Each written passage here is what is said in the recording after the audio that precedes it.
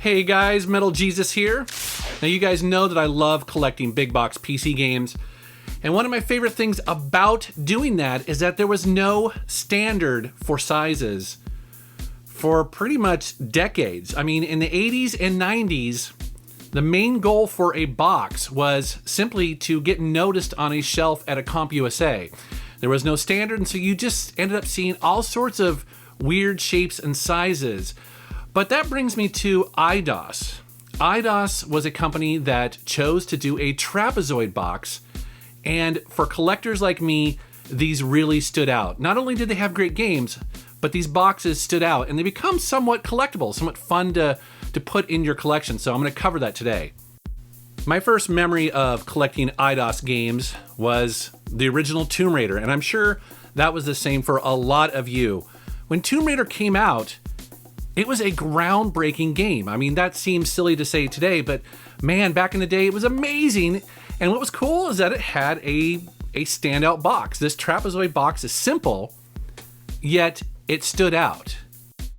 Eidos used this front flap to give you a better shot of Lara Croft, almost like a pinup.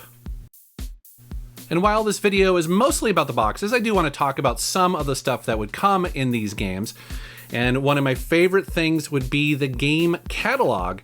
This is the current games that they were selling at the time. And you always looked at these because it would be a mix of what is currently out as well as what is coming soon. I miss these, they were cool. I mean, maybe we don't need them today with the internet, but it's fun to go back and see this stuff.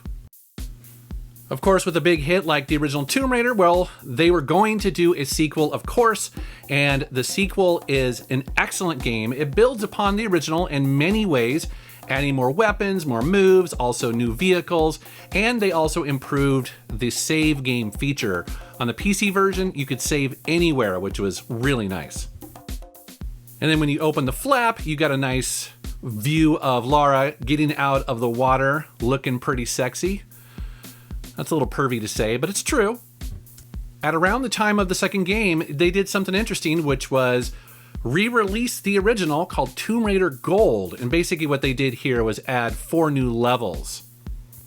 And then when you open up the front flap, you got this cool look of Lara in this evening gown with the twin guns. I always thought this was a really cool look for her.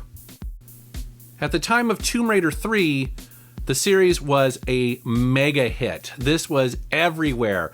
Lara's face was on magazine covers. It was crazy. And the third game is a iteration of the same 2 games previous to it. It's using the same engine, but they're starting to up the graphical fidelity, so it looks and plays a little bit better. And like the previous games, you open up the front flap and it's kind of like a centerfold with Lara, of course, looking badass. The fourth game in the series is where it starts to falter a bit. They were putting these out just about every year, and you could tell that Core Design, the developer of it, was starting to get a little tired with the series. It's widely reported now that by the time Tomb Raider Chronicles came out, which is technically the 5th game in the series, that Core Design was completely burned out. This was thrown together last minute, simply just to get something out the door. And you can kind of tell it's run its course at this point. I suspect the real reason why they made this was because the highly anticipated movie was coming out with Angelina Jolie, and so they advertised that right here on the box. Many people are surprised to learn that Eidos published Final Fantasy VII on the PC, and like all the others, it got a Trapezoid release here, and this game is somewhat collectible now. Now we're going to take a look at the insides of this box because there's some cool stuff going on here. In addition to the product manuals, you have a custom Final Fantasy VII CD holder. The game came on 4 CDs, one of them being the install CD. You also have this exclusive mini strategy guide here, which is kind of cool. Helps explain how you use materia in the game, as well as an overlay for your keyboard. And then buried in the pouch, you have the instruction manual. And what's cool about this is that they didn't just use the PlayStation version. They made this specifically for the PC version, which again, kind of makes it a little bit more collectible for fans who want everything Final Fantasy VII. Here's a game I completely forgot about called Conquest Earth. This is a real-time strategy game, and this was published in 1997. And what's cool about this is that you can play either as the aliens that are invading Earth, or you can play as the humans that are trying to repel them. Here's an action RPG that a lot of people forgot about that came out in 1999, and it's because it sold poorly. I mean, I don't know why. It's kind of trying to be sort of Diablo-like, but just couldn't find its audience. One cool thing about this game and this time period is that you started seeing games come with demos. And this game comes with a bunch of them here. And I used to love this. I mean, yes, you'd play the original game, but you would always fire up some demos just to check out random stuff. It was definitely cool. Another game that Eidos published is Omicron: The Nomad Soul. This is notable for two reasons. The first being is that the soundtrack was partially made by David Bowie, which is, of course, awesome. David Bowie's likeness was used in the marketing as well as the box, and even for the hint line. Check it out. The other thing notable about this game is that it was developed by Quantic Dream. That might sound familiar. That's because they made Fahrenheit, Heavy Rain, Beyond Two Souls, and the upcoming Detroit Become Human for the PlayStation 4. They've been around for a long time, and this was their first game. At this time, flight sims were all the rage, so of course Eidos had to get in on that, so they released Joint Strike Fighter here in a Trapezoid box, of course. But for this game, they went all out. First of all, it doesn't have the normal flap in the front. It's actually custom for this game. I don't think they did this in any other game like this where it's not the entire trapezoid. Also, it's packed full of stuff. I'm going to show you some of it here. The CD, of course, there's a bunch of stuff, including M-Player, registration cards. You have an advertisement for Daikatana. Being that it's a flight sim, it has to come with a massive manual. They all did back then.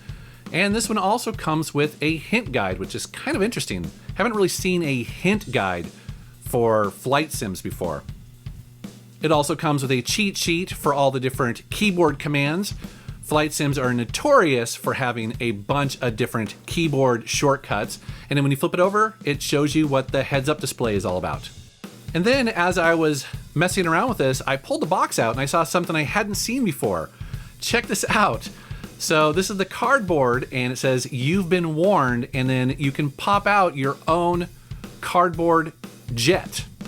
I thought this was really random. I haven't seen this in any of their other games. I thought it was kind of cool.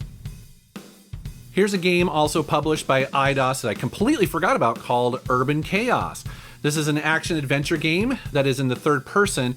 Now, what's kind of interesting about this is that it also came out on the PlayStation and Dreamcast, but I don't think it did very well.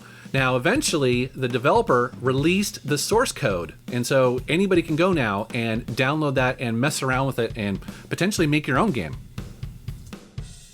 I suspect a lot of people played Legacy of Kain Soul Reaver on probably the PlayStation or maybe the Dreamcast, but here is the PC version, and it's got a glorious trapezoid box. I love this. That look is just awesome. Kind of interesting to know about this is that it was developed by Crystal Dynamics, which is the developer that eventually took over the Tomb Raider series.